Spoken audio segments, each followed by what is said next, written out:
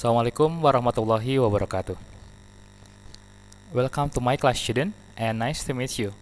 Today, I am going to teach you about location and direction. But of course, before we go to the case, let we see the basic competence of our material. Nah, di sini ada tertulis kompetensi dasarnya, yaitu pada intinya adalah kita akan mencoba untuk mempelajari bagaimana caranya menyusun teks interaksi transaksional, lisan dan tulis terkait dengan bangunan publik atau public building.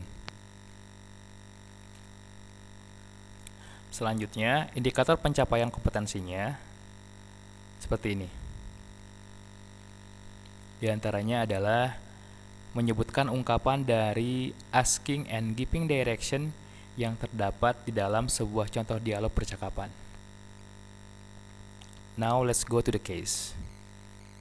Di sini ada sebuah peta dan ada seseorang yang bertanya tentang lokasi sekolah kita. For example, someone say, "Where is Matsaneti?" Di manakah lokasinya Matsaneti? Tetapi tentunya apabila kita berada di luar negeri, tidak selalu mereka mengatakan where is Matsaneti. Terkadang mereka menggunakan bahasa yang lebih simpel. Misalnya seperti ini, Matsaneti please, atau police station please. Maka sebetulnya mereka menanyakan tentang lokasi dari bangunan yang disebutkan tadi. Dikarenakan ada di sudut, maka kita bisa mengatakan it's around the corner. Lokasinya Matsaneti ada di pojok jalan ini. Now we come to the next picture. Dalam gambar ini terlihat bahwa lokasi dari perpustakaan ada di seberang orang yang sedang berbicara. For example, the girl say, "Where is the library?" Maka dikarenakan lokasinya ada di seberang, kita bisa mengatakan it's across the street. Perpustakaan berada di seberang jalan. Sampai di sini sudah mengerti kan? Apa bedanya antara di seberang dengan di pojok?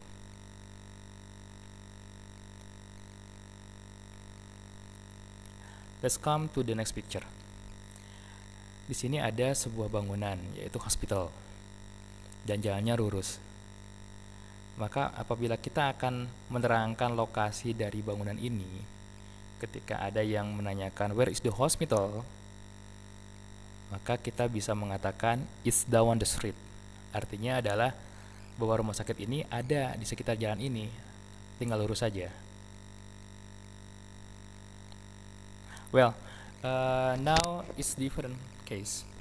Di sini ada dua bangunan yang sejajar ya. Biasanya kita bisa mengatakan ada di sampingnya. In this picture there are bank and also hospital. No. Yeah, bank and also hospital. And if someone asks you about location of the bank, for example, the girl say, "Where is the bank?" So the possible answer of the student is it is next to the hospital. Nah, ini berarti bahwa lokasi bank itu ada di samping rumah sakit.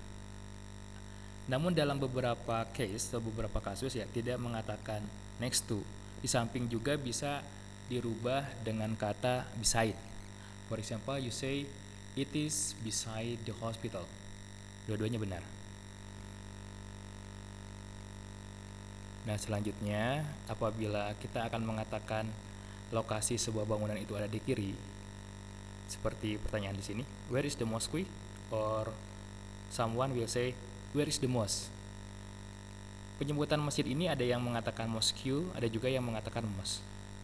Kita juga bisa mengatakan mosque ya. Where is the mosque? It is on the left. Berbeda halnya dengan bangunan yang ada di kanan. Where is the restaurant? So you can say it is on the right. Nah, tadi adalah cara untuk menerangkan lokasi dari beberapa bangunan yang ada di pojok, di seberang, kanan ataupun kiri. Nah, sekarang kita akan menuju ke materi yang lebih kompleks. For example, how do I get to the museum? Nah, di sini nggak kelihatan di mana bangunannya. Berarti masih harus melalui beberapa belokan. Maka kita harus menjawabnya dengan lengkap. For example, like this. Go straight on. Jangan lurus dulu. Turn left. Turn right. It across from the school. Nah, di sini lokasi dari museum adalah ada di seberang sekolah. Akan lebih memudahkan bagi orang lain untuk menemukan lokasi apabila kita melengkapinya dengan dekat apa bangunan tersebut. Let's see this map. Dalam peta ini ada beberapa bangunan. Di sini ada pedis, and also museum, police station, gas station, and also stadium. Apabila ada yang menanyakan how do I get to the police station, di sini ada beberapa alternatif jalan, tapi kita tunjukkan ke yang terdekat. Go to blocks, berarti ini kita harus melewati 2 blok dulu atau 2 gang ya. Turn right. Nah, kita lihat apa yang terjadi. Go 1 block. Is on the left. Ketika benar, ternyata langsung ada tandanya ya. Well, student, I believe that you have understood about my explanation. Now we come to practice 1. Answer the following question. Nah, sekarang silakan buka buku latihan bahasa Inggrisnya.